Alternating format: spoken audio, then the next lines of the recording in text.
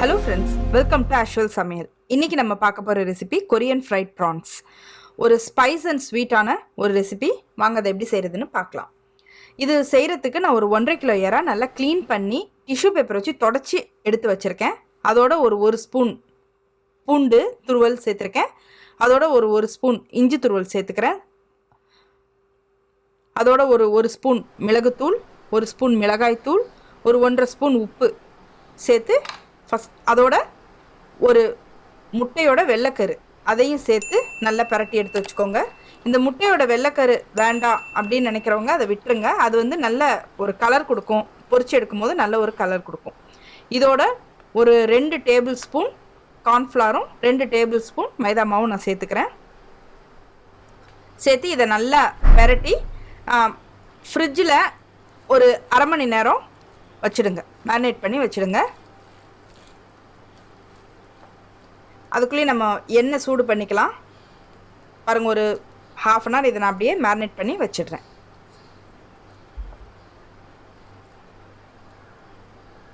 இப்போ நான் கடாயில் எண்ணெய் சூடு பண்ணிக்கிட்டு இருக்கேன். பாருங்கள், சூடாயிடுச்சு. இப்போ நான் அரை மணி நேரம் மேரினேட் பண்ண ப்ரான் ஒன்று போட்டு பார்க்குறேன். நல்லா புரியுது, எண்ணெயும் கரெக்டான சூட்டில் இருக்குது. இப்போ எல்லா ப்ரான்ஸையும் நான் அதில் போட்டுக்கிறேன். இப்போ இதை அரை மணி நேரம் நம்ம ஏன் மேரினேட் பண்ணி வைக்கிறோம் அப்படின்னா, ஃப்ரிட்ஜில் வைக்கிறோம் அப்படின்னா, அந்த கார்ன்ஃப்ளவரும் மைதாவும் நல்லா பைண்ட் ஆகிடும். நீங்கள் அப்போ எண்ணெயில் போடும் போது தனித்தனியாக பிரிஞ்சு வராது. அதாவது கார்ன்ஃப்ளவர் தனியாகவும் எறா தனியாகவும் பிரிஞ்சு வராது, நல்லா பைண்டிங்கோடு இருக்கும். அதுக்காக நம்ம ஃப்ரிட்ஜில் வச்சு யூஸ் பண்ணுறோம். இன்னொன்று, அந்த சில்னஸ் இருக்கும்போது அதோடு நீங்கள் பொரிச்சிங்கன்னா உங்களுக்கு கிறிஸ்ப்னஸ் அதிகம் கிடைக்கும்.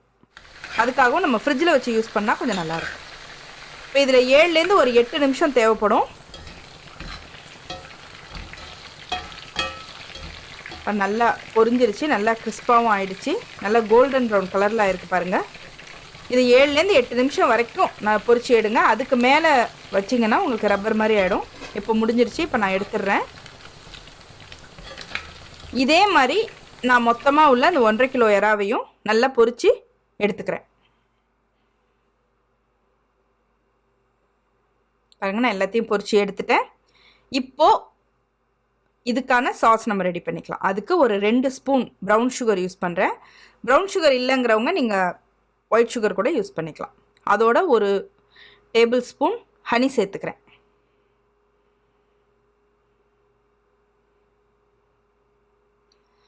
அதோட ஒரு டேபிள் ஸ்பூன் வினிகர் சேர்த்துக்கிறேன். ஒரு டேபிள் ஸ்பூன் சோயா சாஸ், இது ஒன்றும் இல்லை 2 டேபிள் ஸ்பூன் சோயா சாஸ் சேர்த்துக்கோங்க.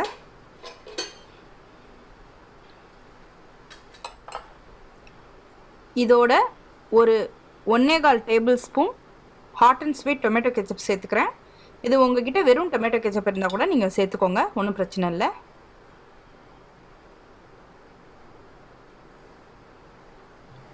சேர்த்து இதை நல்லா மிக்ஸ் பண்ணிக்கோங்க.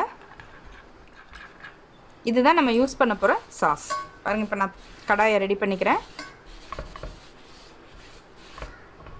இப்போ இதில் நான் ஒரு 2 ஸ்பூன் அளவு உள்ள பட்டர் அதை நான் உருக்கிக்கிறேன்.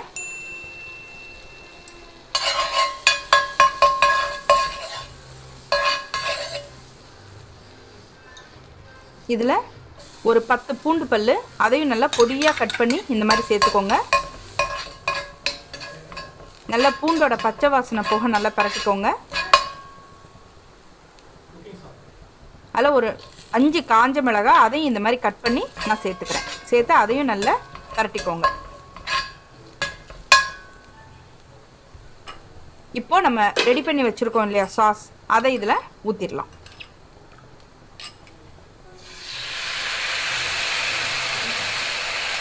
இந்த பாத்திரத்தையும் கொஞ்சம் கழுவி அந்த தண்ணியும் இதில் நான் ஊற்றிடுறேன். இப்போ இந்த சாஸ் திக்காகிற வரைக்கும் நம்ம கிளற போகிறோம்.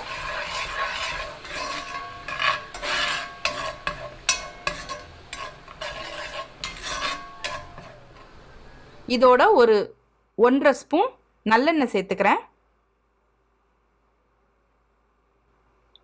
பாருங்கள், சாஸ் நல்லா திக்காயிடுச்சு.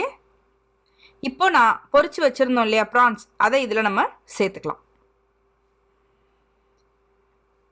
இதில் நம்ம ப்ரான்ஸில் சேர்த்த உப்பு மட்டும்தான் நம்ம இதில் உப்பாக சேர்த்துருக்கோம்.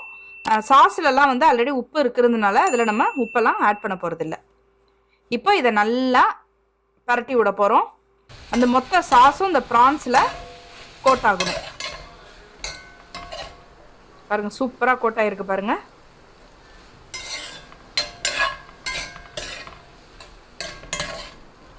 நல்லா இந்த மாதிரி பரட்டி விட்டுருங்க.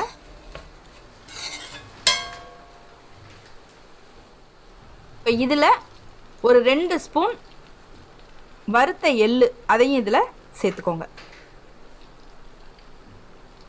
சேர்த்து அதையும் நல்லா கிளறி விட்டுருங்க. அவ்வளோதாங்க, ரொம்ப டேஸ்டியான கொரியன் ஃப்ரைட் ப்ரான்ஸ் ரெடி ஆகிடுச்சு. இது சாப்பிட்றதுக்கு கிறிஸ்பாக இருக்கும், அதே சமயம் நல்ல ஸ்பைஸ் அண்ட் ஸ்வீட்டாக இருக்கும்.